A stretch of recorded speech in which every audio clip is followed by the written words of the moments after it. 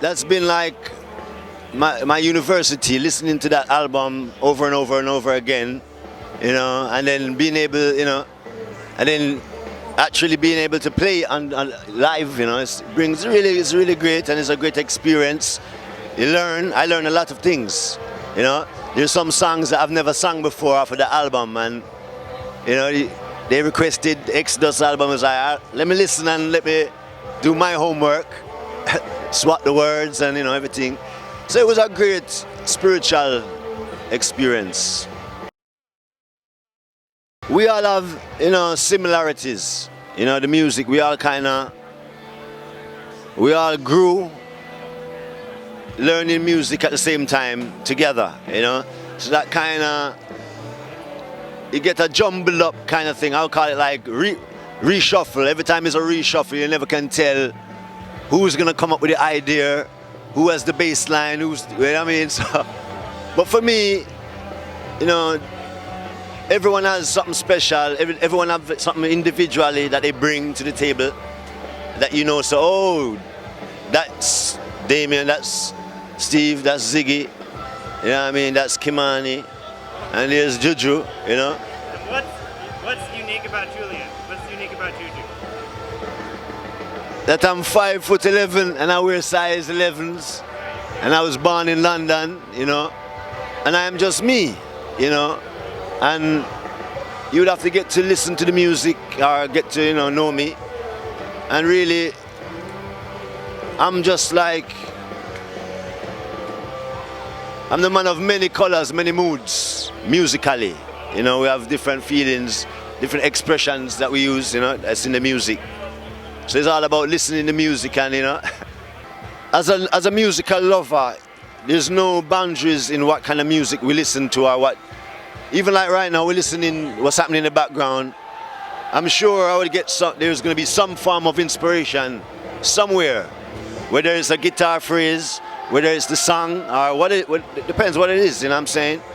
But yeah, growing up, you know, that album was recorded in London, and I'm sure that those guys were listening a bit of Pink Floyd, a bit, few little things here and there from the UK, you know what I mean?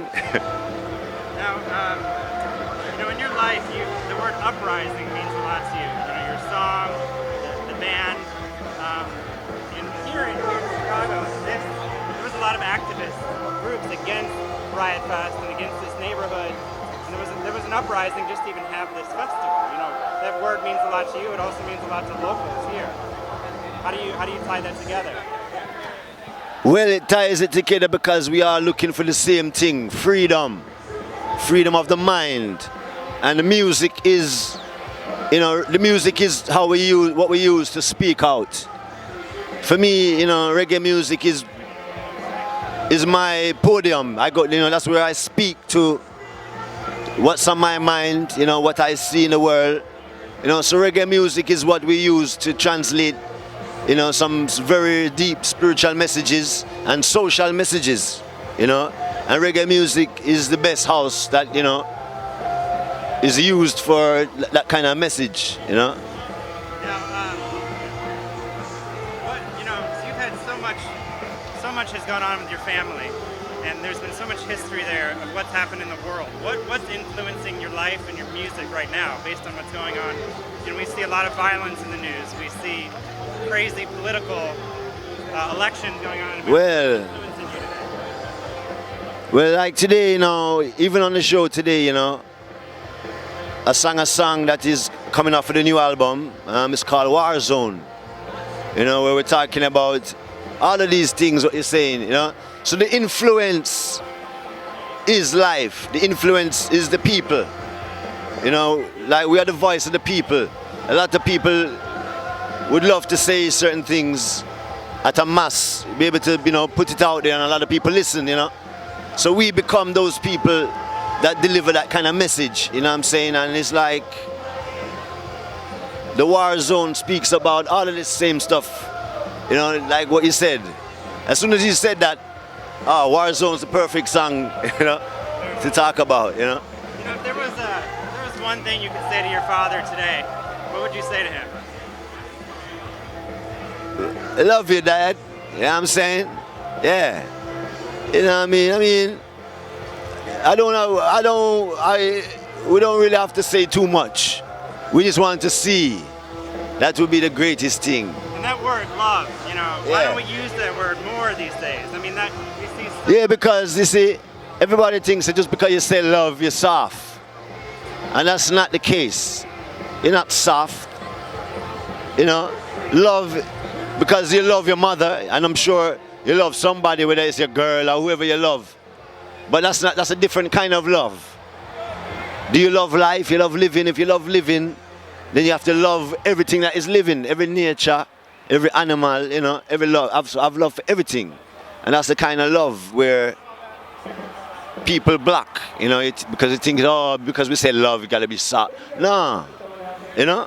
Right. Yeah, you don't have to be soft. No. Love is endless, you know? When you're up there on stage, you're performing to a crowd. I heard your set earlier today was incredible. People were very receptive. What are you feeling up there? Like, what are you thinking? Like, what's going through your mind? Well, you know, there's a blankness. Like, what I mean, for me, it's the spirit.